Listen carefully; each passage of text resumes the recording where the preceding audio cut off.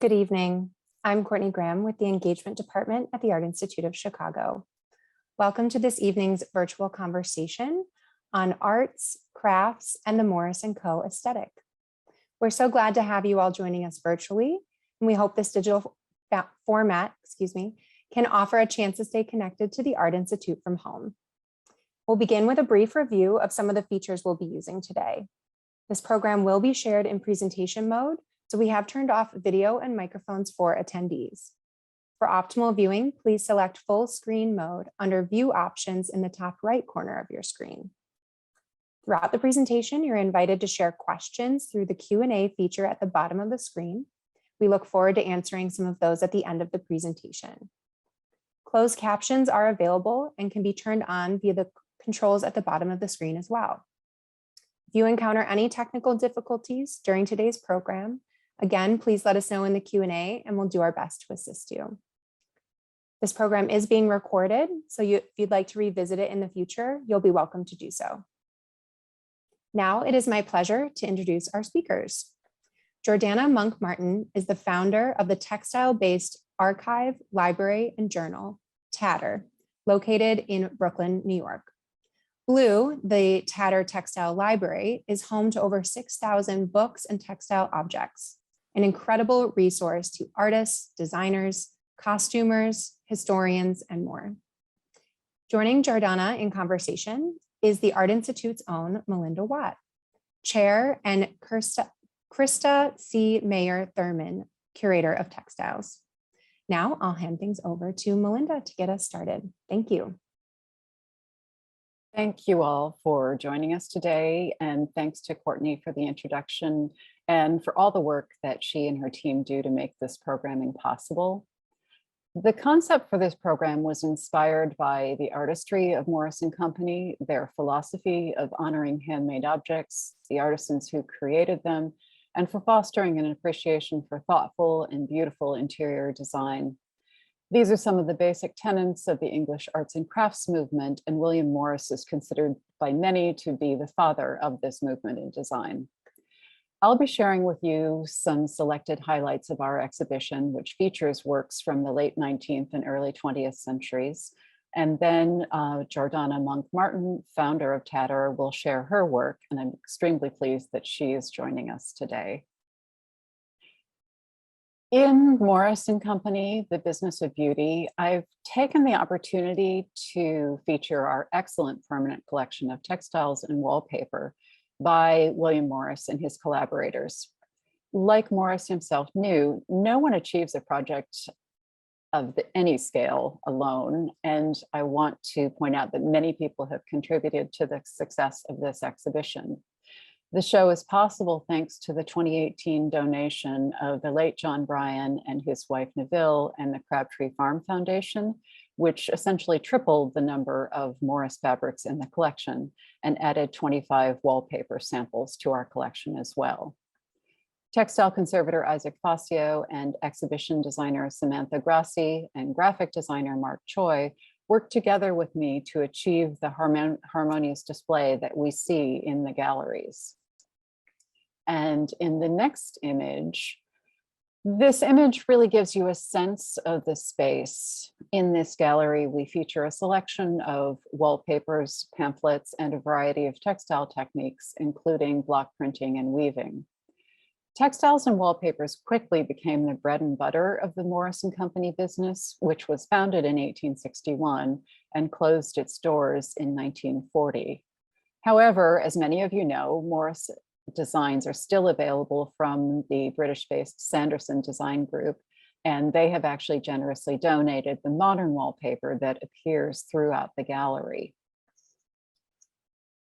We've devoted a small gallery to the art of embroidery, featuring works designed by William Morris, his longtime collaborator, John Henry Durrell, and May Morris, who was the younger daughter of William and Jane Burden Morris. May became a designer and artisan in her own right. Embroidery was very important to the firm from its early days, both as a product to be marketed and to be sold, and as an artistic personal practice within the Morris family circle. William Morris himself was the definition of a polymath. He was an artist, a designer, a poet, a novelist, a publisher.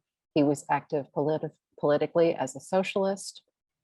His traditional upper class education at Oxford University led him to study art, and he originally intended to be a clergyman. But during his studies, he made the decision with his fellow students, one of which was the artist Sir Edward Burne-Jones. They decided to devote their lives to art. Burne-Jones drew this caricature of Morris himself, giving a hand weaving demonstration. A prolific writer and lecturer, William Morris, we have used quotes throughout the exhibition to give a sense of him as the individual and also of some of the other individuals who are featured in the exhibition. Perhaps best known in the world of interior design, "Have nothing in your houses which you do not know to be useful or believe to be beautiful" appears on everything from coffee mugs to wallpapers to t-shirts. The convergence of his artistic and political views are really summed up in a quote from 1877, when he said, "I do not want art for a few any more than I want education for a few or freedom for a few." This is a printed cotton called Medway, which was designed in 1885. William Morris is perhaps best known for his experiments with block printing fabrics. He used naturally derived dyes and wooden blocks, one of which would have to be used for each color in a particular pattern. In the second half of the 19th century, when industrial processes for making textiles as well as other household goods were advancing at a rapid pace, the philosophy of Morris and Company was to slow down, to research, and to revive methods that required skilled artisans at every step of the process, rendering the hand of the maker present in the final product. This printed cotton, again called Medway, was named for one of the tributaries of the London Thames River system in a nod to his love of nature. Thank you. The Morris family was very close to the family of the artist Sir Edward Burne-Jones, and you see them together in this double family portrait here in London. The Morris girls, May and Jenny, often sat for the artists in their parents' artistic circle. For instance, Dante Gabriel Rossetti, another close friend and collaborator, drew a number of pictures of the young girls. Here you see William himself standing in the back with his sort of bushy hair and beard, and his hand is on the shoulder of his daughter, May. In this image, we see these, I have to say, glorious 19th century photographs of William's wife, Jane Burden, Georgiana Burne-Jones, wife of Sir Edward Burne-Jones, and Christina Rossetti, who was the sister of Dante Gabriel Rossetti. They were all part of the active creative life of Morris and Company. Jane and her sister Bessie Burden and Georgiana Burne-Jones were avid embroiderers and taught the girls, Jenny and May, this craft as well. This is a moment when the art and craft of embroidery is undergoing a transition. While it was historically a so-called acceptable activity and profession for women of all economic classes, its status as art had really fallen dramatically during the 19th century with the advent of more machine-made textiles and kits and handmade embroideries, which were not considered artistically valuable. Reviving the art of embroidery was really a goal and an outcome of this period of time. In the next slide, we see the Morris and Burne-Jones children up a tree in about 1874. May Morris would have been about 12 in this picture, and she remembers, she writes in later life, that she was a great tomboy. She was an untidy little girl, and she was always very dirty. And as a child, she often played with her father's dye experiments and made what she called distressing messes. However, in the next image, we see May in the 1890s. She is grown up and at work. By 1885, at the age of 23, May was in charge of the embroidery department of Morris and Company. Whether she was deliberately raised to this role isn't clear, but it was one that her upbringing prepared her for. In the next slide, we see an embroidered table cover that was designed by May Morris. This is really one of the treasures of our collection of arts and crafts textiles. While it was designed by May, we don't know if she herself embroidered this example, but it was surely made by a professional working for Morris and Company, which is indicated by the even quality of the stitching and the fact that the stitcher has been able to use a limited number of stitches that change direction and reflect the light differently. This design really exemplifies May's philosophy of studying the natural forms of flowers and leaves and then simplifying them into an overall repeating pattern. In the next slide, we see another panel of embroidery, this one designed by John Henry Durrell for Morris and Company, designed in the late 1880s. This was sold as a kit, which was partially worked, but was never finished by the purchaser. The collaboration between May Morris as the head of the embroidery studio and John Henry Durrell, who eventually became the art director of Morris and Company overall after William Morris died in 1896.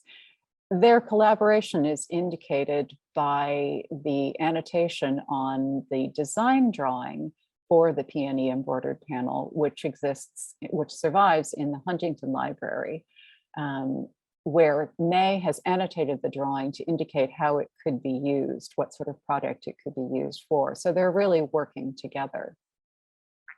We look at, in the next slide, 3 details of the unfinished peony panel. Kits like this were apparently sent to customers with the design drawn on the foundation fabric, and then a small amount of embroidery would already be worked and would indicate both the color and the types of stitches that should be used. Rather than getting, say, a sort of color by number diagram, you received a partially worked embroidery, as well as the necessary threads to complete the work. This kit came to us as a gift from the Crabtree Farm Foundation, with more than 100 skeins of thread used, which would have been necessary to complete the work. We suspect, though, that none of this stitching, as I said, may have been done by the person who purchased it, because the label is still present on the work. And we think that's probably the first thing that the home stitcher would have taken off, as she most likely would have put the work onto an embroidery frame. In the next image, we have details of another, what we might call a kit, that was designed by May Morris, but completed here in the city of Chicago. These are pre-conservation images of an embroidered portiere or door curtain, which was delivered to the new home that Chicagoans John and Frances Glessner had completed in 1887. The Glessners commissioned Boston-based architect Henry Hobson Richardson to design their home at 1800 South Prairie Avenue, which still exists today. Both Mrs. Glessner and the architect Richardson were fans of William Morris's works and writings, and the Glessners used a significant number of Morris textiles and wallpapers in their home. In the next slide, we see the completed portiere. Ours would have been one of 4 curtains, and the only evidence we have of how they were used exists in this sole image of the parlor of the Glessner house. And the door curtains are hanging on either side of the deep doorways that you see at the back of the image. According to household records, these panels were bought as kits. The design was drawn on the silk, but not completed. Mrs. Glessner was an embroiderer herself, and while in his writings in later life, her husband John wanted to credit her with most of the embroidery, we suspect that she had these made under the auspices of what was then known as the Decorative Arts Society. The Decorative Arts Society here in Chicago, the function was to teach crafts to local residents. And we think that Frances Glessner may have organized the making of these curtains as a kind of philanthropic project for the Decorative Arts Society, teaching embroidery and paying women for their work on this project. While we don't have exact records of this, both Glessner House director William Tyre and I agree that this is a strong possibility for how this curtain, or how this actually set of 4 curtains were made. This is the only surviving example. It's in extremely fragile condition, and I will call out again my colleague, conservator Isaac Fazio, who did a beautiful job conserving this and making it possible for us to display this in the exhibition galleries. In the next slide, we see May Morris in about 1909. After her father died in 1896, she did broaden her responsibilities, still collaborating with Morris and Company itself, but also lecturing and writing. She visited Chicago, she visited the Art Institute and lectured here.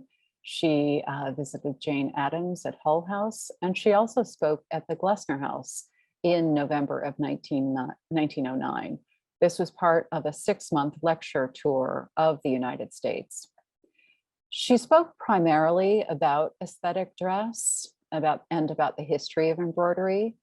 May was well known, however, for her efforts on behalf of women in England, supporting female artists and following in her father's footsteps in socialist and philanthropic activities. This led the American Press Corps to question her on the subject of women's suffrage. And while she didn't commit herself to the question one way or another here in America, she did actually attend a suffrage rally when she was in New York City. In my final slide, I am showing you a picture of May Morris with 2 friends of her later life, women named Mary Lobb and Mary Pierce, on a trip to Iceland in 1931. May inherited many things from her father, and his creative qualities, his curiosity, his love of travel, and his advocacy for social causes. And while she will always be in the shadow of her father to a certain extent, her work is starting to become better known. There was an excellent publication about her work that came out in 2017. And there are several young scholars who are working on her career as well and bringing more of her artistry and her activities to light. So at this point, I will introduce Jordana Monk-Martin, founder of the innovative and unique Tatter Textile Library research space and educational facility, as well as the Tatter Journal. Jordana's passion and care for historical textiles and their traditions and techniques, her efforts to preserve and share these in order to spur creativity and personal joy, are, in my opinion, very much aligned with the aspirations of William and May Morris. And I've admired her work for years, so I am delighted that she could join us today.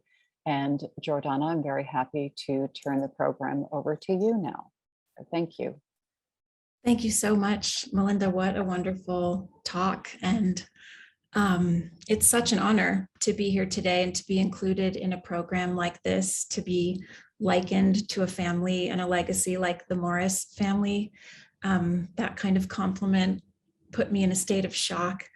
But I am quite passionate about what I do, and this is my beloved Blue Library. I'd like to welcome you all to a sort of virtual sneak peek. Tatter Blue Library is in Brooklyn, New York, and is home to over 6,000 books and objects on the subject of textiles. Our books spanned the ethnographic, the technique-based, and the science of the making of cloth. And as I considered the title of your exhibition, The Business of Beauty, I had to ask myself, are we in the business of beauty? And I thought, well, yes, we are. We're in the business of the beauty of the human hand and the beauty of human story, because textiles for me are all about human story. We can advance. This is a little bit more of a closer range image. You can see an image of a self-portrait done by my grandmother, Edith Wiley, who is a great source of inspiration for me. In her lifetime, she founded the Craft and Folk Art Museum in Los Angeles, California. And I began my collection of books with her collection of books. Then I added my own. And now in the library, we have the partial collections of books and objects of 7 different women.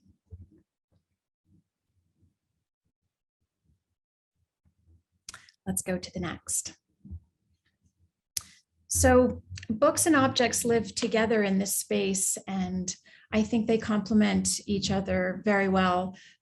It's not a traditional library, and the objects for me are what activate and animate the more static information that line the shelves in the books.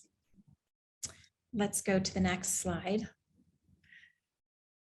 Each object that we have is really, in my opinion, a treasure. This particular object, however, really is emblematic of the most intimate space, in my opinion, which is the sewing box. This really speaks to the life of a person, probably a woman, who was sewing and mending, and in this case, collecting beloved buttons into her box. And we get to be with this person's practice when we get to gaze inside an object like this. So those personal stories are really some of the inspiration behind how we develop our programming. Next slide, please.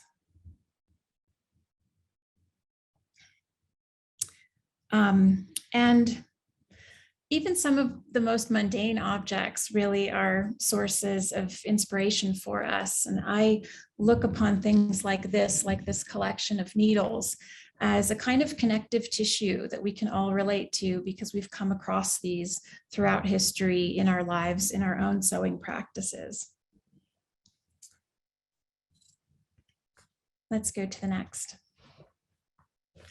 This is my own personal collection that I donated to the library of tomato pin cushions. And I've never touched a pin in any one of these tomatoes. They're each their own narrative of some person's pushing of pins into this object and how they left it when it was no longer theirs. And I think they're wonderful. Next. This is an excerpt from our Caroline Headley darners collection, which is actually over 600 darners. And it's quite an amazing collection. Caroline was a home economics teacher, and we're so fortunate to have her lifelong collection of darners. It's, in my opinion, a literal passing of batons, of legacy, and the shapes are really so interesting. Caroline reportedly preferred the more primitive examples, as do I, but it kind of begs the question of what were the shapes of the garments that each of these was designed to help somebody mend. And I hope somebody will someday research that and write a great book about it. Next. Here we have a sewing roll-up from our Glee Kruger collection, also called a housewife, and would have contained lots of sewing tools for the mender. We really appreciate the fineness of the embroidery, which definitely came from a time period of better eyeballs, I think, than we have now. The stitches are so tiny. So we were really inspired by this object. Let's advance. And we were so inspired that we decided to produce our own, because we do have retail products at Tatter. And really the mission of Tatter is just to move us closer to cloth in some way, and to acknowledge that sewing practices are hugely important parts of people's lives.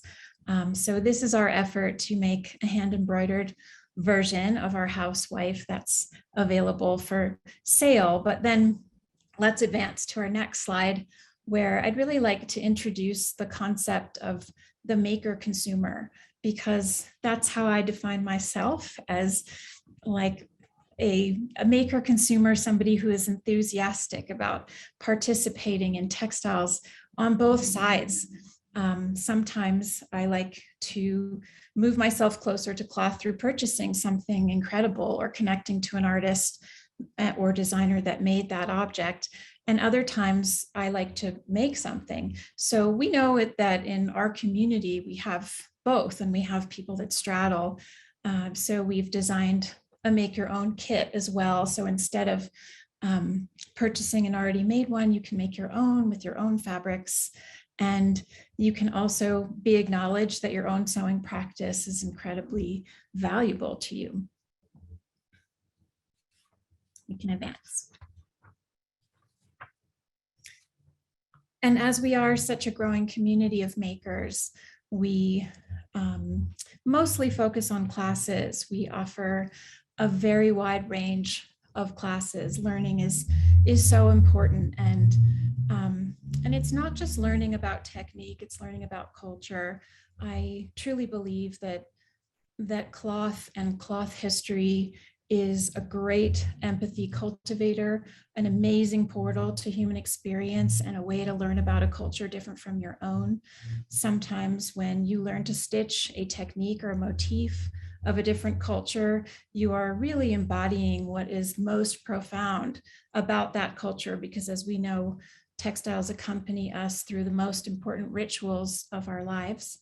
And our motifs are often emblematic, symbolic, in the hopes of prosperity, protection, love. I mean, all of these find their ways into the embroidery of all cultures. So what you're looking at here is an excerpt of different classes that are currently being offered at Tatter. We're big advocates of the handmade, big advocates of hand sewing in particular. So we have a lot of classes that teach you how to make your own clothing. And then we have other classes like our Sashiko class, or our Seiksil Nubi traditional Korean quilting class, that can really take you deeply into a different culture, a place where those techniques are valuable to keep learning through. Let's go on. And during this pandemic, as we were away from the library and sad not to be with it, we decided to take on the task of launching a journal, which comes out twice a year. And this is really our effort to talk about contemporary textile thinking. And we do this by investigating a theme and where that might lead us. So being in isolation, that's where we began. And then we moved through Earth, and our latest endeavor was to investigate blue as a concept and ways that artists are using blue and scientists are using blue. Our next issue, which will come out in the summer, is about mourning, and that's mourning with a U, because textiles are such a big place to express our loss and grief and love. And something that's nice about our journal is that we can be conceptual and it's free content. We're not beholden to the subscriber. So we are free to explore themes that sometimes are maybe not as easy to explore. Let's advance. This takes you a little bit into our journal and shows you a little bit about what our articles look like and what we like to think about and talk about. And I hope you'll all come and read. All of our issues are always present on the website. Next. We also have a speaker series where artists give a talk about their own work and culture. And as I was putting this talk together, and I made this slide, I thought to myself, this is my best slide. These women are absolutely my heroes. We have Wafa Naim on the left, who teaches Palestinian embroidery. We have Lily Hope in the center, who is Tlingit, Indigenous Alaskan, and she's wearing a Chilkat woven blanket. And Sean Kimber on the right, who is very much a quilt activist and amazing quilter. And I think it's both interesting, the diversity of kinds of cloth that are represented in this image, but also, we ask for our lecturers to submit an image of themselves, and each of these women submitted a cloth that they made, that they decided to wrap themselves in, because obviously this is where they feel they're most proud, their most self. And this highly relates to why we began Tatter in the first place, that this is where we can connect to others and ourselves in cloth. Next. And here we have a little bit of an excerpt of some of our retail offerings. But we like to go deep with retail too. It's important to really understand the origin of materials and to advocate for the handmade even in those materials, because we feel that giving a maker a material that's special is actually an acknowledgement of the value of their practice. And why wouldn't you want a material that would elevate what you're doing by connecting you to an artisan somewhere else in the world? Next. So I just put a little bit of a dreamer slide in front of you. Tatter is going to be moving soon, which is very exciting, to a much bigger and more public space. Not this one, but this is a rendering of what I imagine it would be like to put handwork front and center. Like, it's not just something like an Apple store that gets that kind of stage, but that handwork, that textiles, that cloth making, and all of that empathy that can be cultivated as we learn about it and make with it. Why shouldn't that be large and front and center and valued, since there are so many human beings that have their own practice and connect to others in this particular way? Thank you.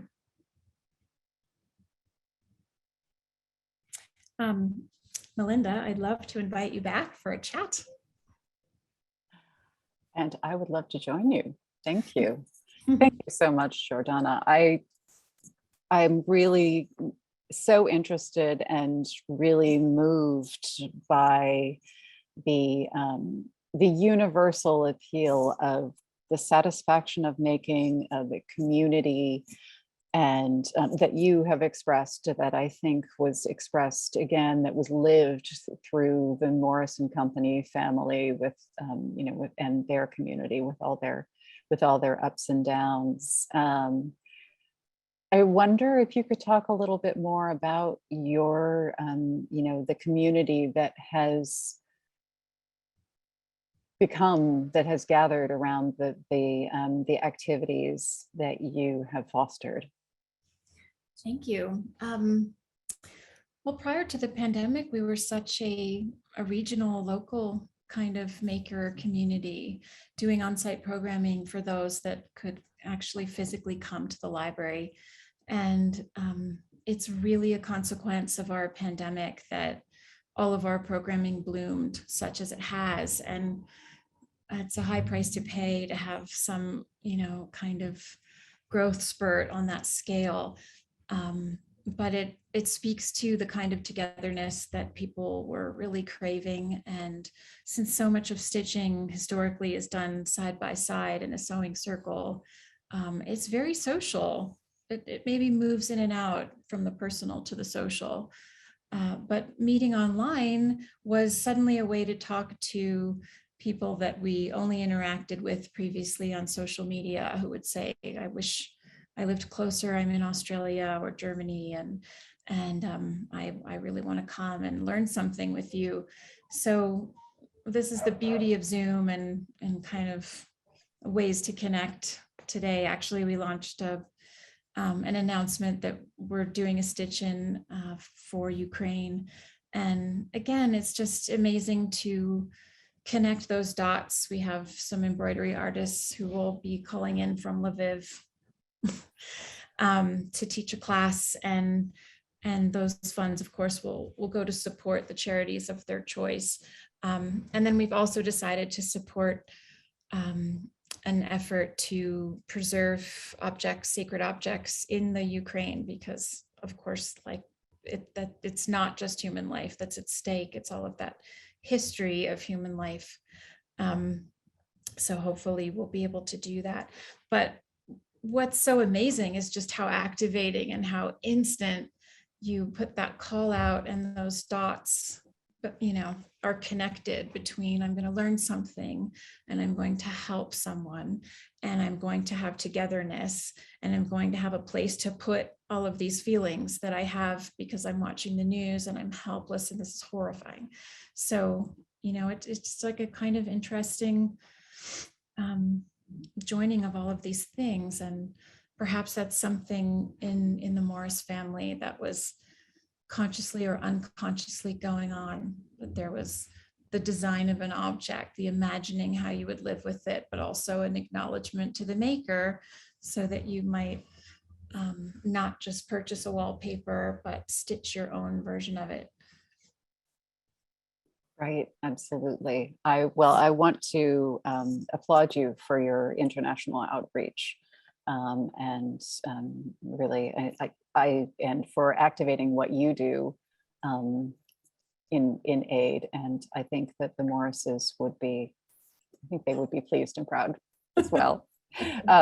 I think we have, I think we'll probably have some questions from the audience as well. There's so much. So I'm going to ask Courtney to come back and tell us what people want to know. Yes, thank you, Melinda, and thank you, Georgiana, for your wonderful talk. We have lots of questions, so we'll jump into a few of those. One viewer mentioned that they remember darning with a spoon. Georgiana, I'm wondering if you can talk a little bit about the very hugely popular contemporary practice of visual mending, or visible mending, I should say. Yeah, visible mending. Isn't that great that is so out there?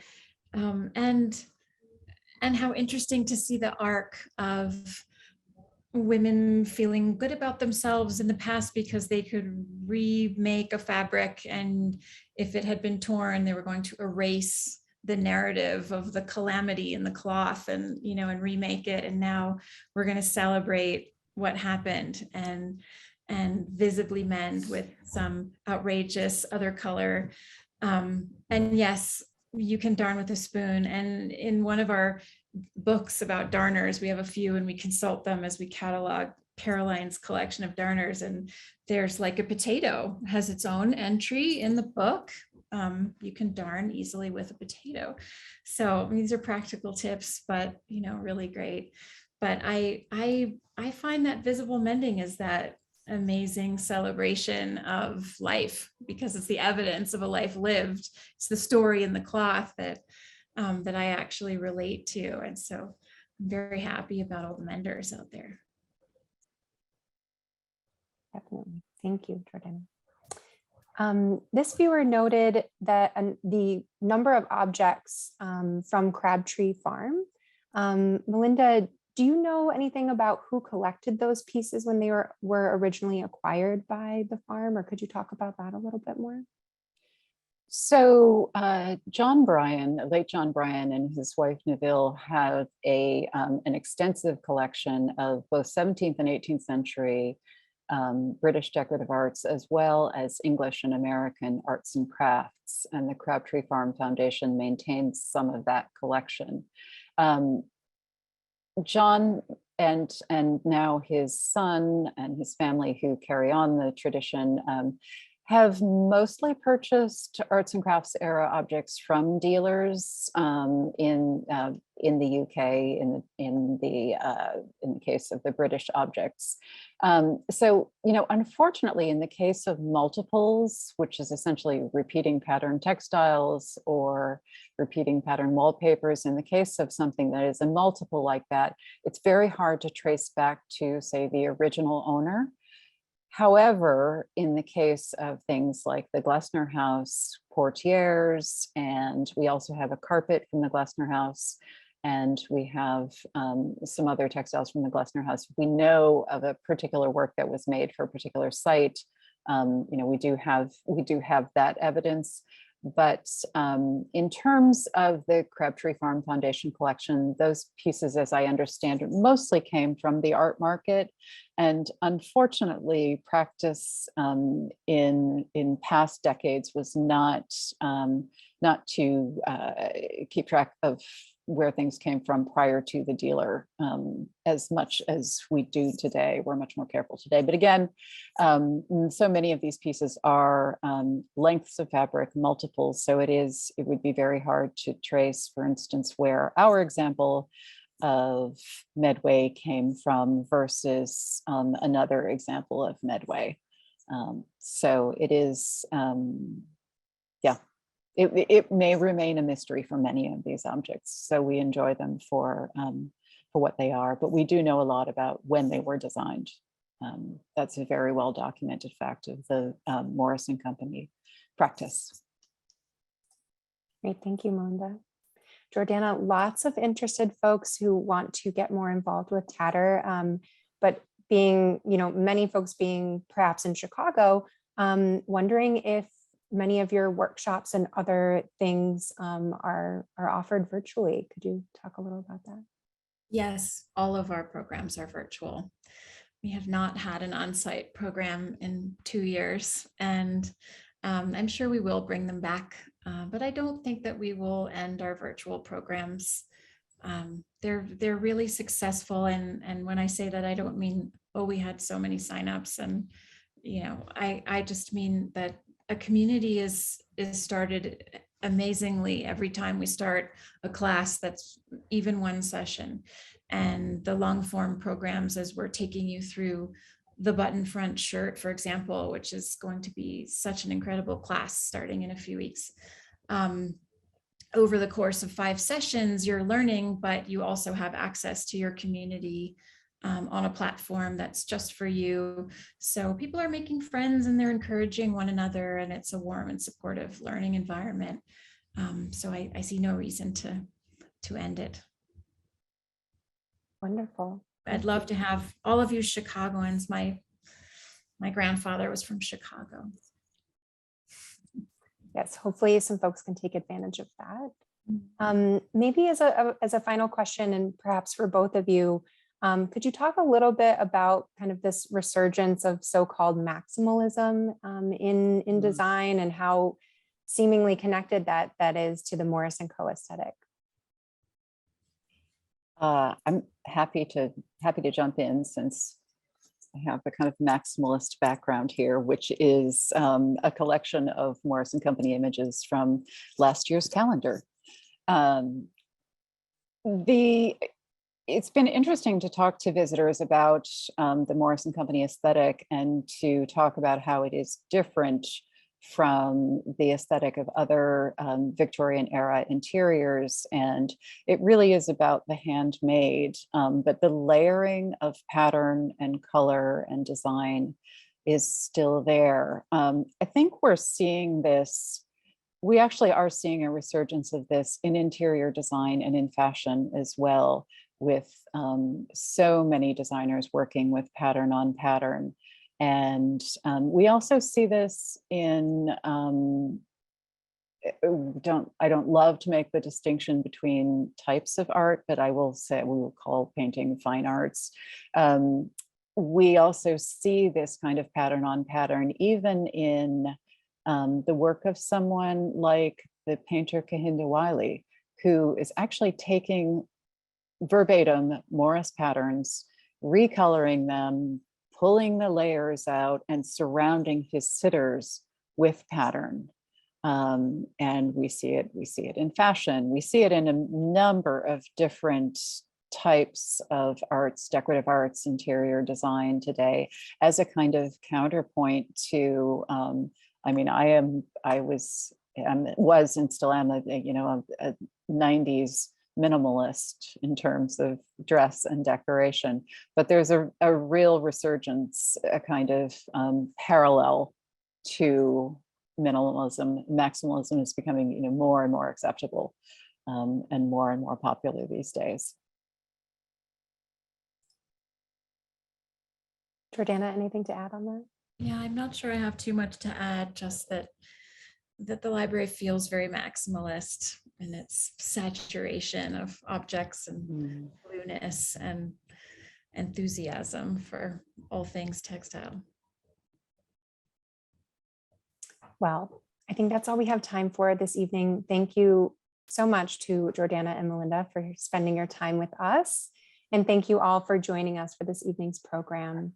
We hope you enjoyed the presentation, which was made possible by the Carol Given Winston Fund. Carol was a volunteer educator at the museum for nearly 40 years.